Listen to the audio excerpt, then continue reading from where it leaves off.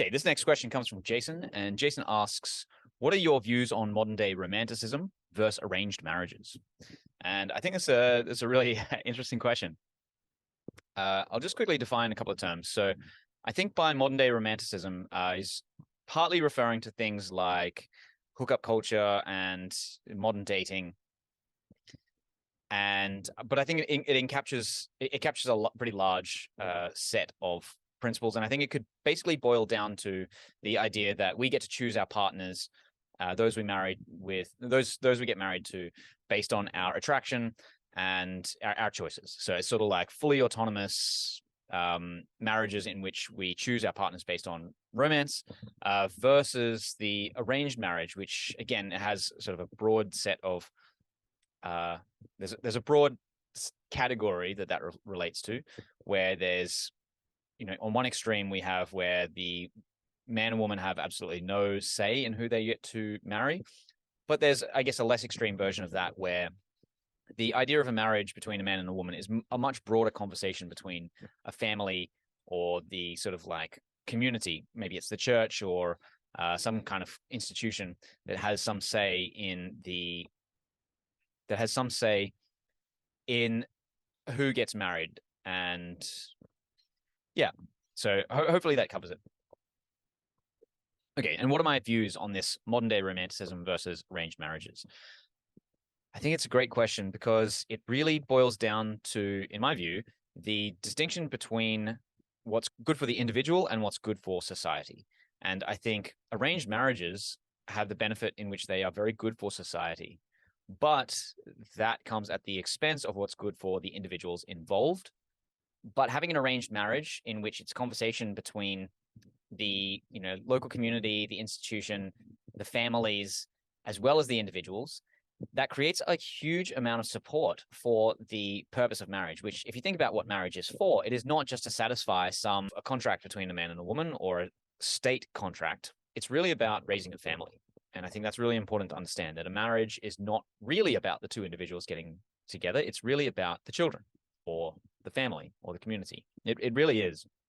So from that perspective, thinking of marriage as less about the two individuals coming into union and more about the welfare and benefit to children and society, or children, family, and society, I think there's a lot to be said about arranged marriages. I would stop myself from supporting things like arranged marriages in which the two individuals getting married do not have any say in their partner. So if there was some level of veto that individuals can exercise over their marriage partners and choices, then I think there's a lot to be said about arranged marriages. I think there's tremendous benefit for children, for family, for community, and for society, where men and women are betrothed to each other for the benefit of something outside of them as individuals. There's huge benefit there. However, okay, so that's my thought on arranged marriages. My thought on the modern day romanticism is that we're very lucky as individuals to be able to choose our partners based on nothing more than our own individual desires. That is an incredibly fortunate place for us as individuals to exist in, because we get to meet and date and be with exactly the person that we want with very few constraints. And from a purely selfish perspective, that is amazing. But as we've seen, the institution of marriage is collapsing, and that families are splintering, that society's foundations and morals and ethics are declining. And I think that has a lot to do with the dilution of the meaning of marriage, where because we can choose our partner from moment to moment, we don't necessarily make the right choices. We don't make choices based on a much more enlightened, longer-term viewpoint. We make choices based on how we feel in the moment. And for that reason, things like hookup culture is sort of the extreme end of modern day romanticism. It's obviously not the only thing, but it has been a vast influence on how people meet and relate to each other. And I think that has overall been a negative, and I don't know that that is even a controversial thing to say. So beyond the institution of marriage and looking at the distinction between arranged marriages and romantic partnerships, I think we have to also look at this question from a broader sort of sociological or evolutionary biological lens. And we have to recognize that men and women each have what's called a dual mating strategy. In other words, we have two strategies by which we choose to have by which we choose our partners. So one is for the immediate sort of aesthetic benefit. For women, this is for, tall, dark, handsome, good genes, alpha male, top of the food chain, strong, all signs of success, of good genetic heritage. And this is the first and what's called the hypergamous aspect of female dating. And for males, this is about youth, fertility, curves, all signs, anything about the female that points towards youth and fertility. And so what we find is that when the individuals are unconstrained from the broader social influences, we find that we get a distortion in the sexual marketplace. So there's a law of nature called the Pareto distribution. And it is also known as the 80-20 rule, where approximately 80% of women are chasing 20% of men. And it's funny because it doesn't necessarily work the other way. On average, men view the attractiveness of women as a normal distribution, so that most women are at least passably attractive to most men. Whereas most men are considered unattractive to women. So the bottom 80% are considered unattractive, and you have to be in the top 20% of attractiveness as a man to be considered average. And this creates a huge distortion in the sexual marketplace, which is interesting because it maximizes for both men and women the short-term mating strategy, which means to find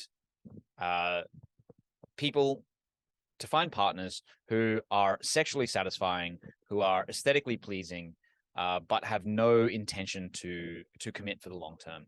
And so the natural outgrowth of modern day romanticism, and especially the hookup culture, is that it leads to a short-term mating strategy, especially in light of the consequence-free sex allowed by birth control. And I mean consequence-free in terms of pregnancy, but I don't mean consequence-free in terms of emotional attachment and the destruction of the pair bonding ability, especially for women. So there's a fair bit of research that shows that women who sleep with more than two partners rapidly degrade their ability to pair bond, such that each additional partner further increases the likelihood of divorce if they eventually do get married.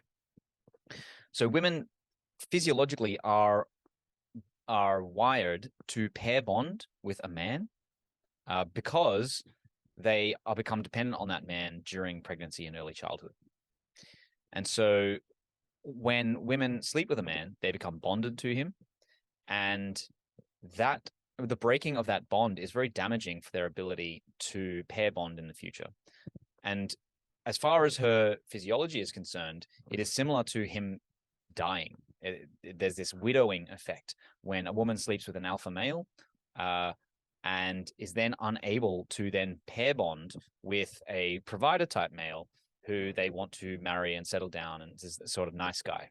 So this is a well-known issue with short-term dating strategies and is the natural outgrowth of the hookup culture, which also gives credence to the arranged marriage situation in which a woman who sleeps with a man, even if they're arranged to be married, assuming she has some level of veto, she will have the ability to pair bond with him, assuming she's remained a virgin until marriage. And that creates the situation in which a bond is formed. We like to think that bonds are formed purely as a result of our choices, our attraction, but it's more to do with our actions. So a woman might find someone attractive, but can't pair bond with them because she's had too many partners in the past. And similarly, might not immediately find someone attractive as a mate, but be able to pair bond with them and raise a steady family. So all in all, there's a lot to be said. On the surface, I think there's a visceral reaction against arranged marriage because of, incursions on liberty and freedom. And so I think that the extreme version of arranged marriage is probably not ideal, but a version of arranged marriages in which the individuals have some ability to choose their partners or veto their partners, I think that has the best outcomes for society. Similarly, the ability for us to be romantically involved with those who we choose, I think, is amazing, and it's a great concept. But where it becomes really muddy and difficult, and a big impact on society, is that not only do we have the ability to be romantically involved with those we choose, we also have the ability to delay or negate pregnancy as being the natural outcome of sex. And so probably modern day romanticism is a good thing, or could be a good thing, for marriage and for raising a family. But where it gets really turned upside down is when pregnancy is not really when pregnancy is not really a necessary outcome of sexual relationships. So that and that, I think, naturally leads to the hookup culture and all of the social and emotional fallout that results.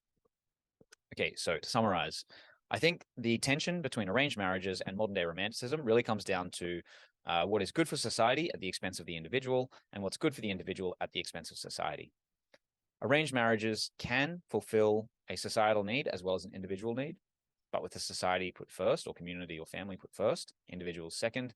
And modern day romanticism could fulfill individuals in terms of their romantic attraction, but it comes at a cost to the society. And the further away from the principles of marriage and bonding and family union that we go, the more damage is directly caused to society at large. And I think that's what we're witnessing right now.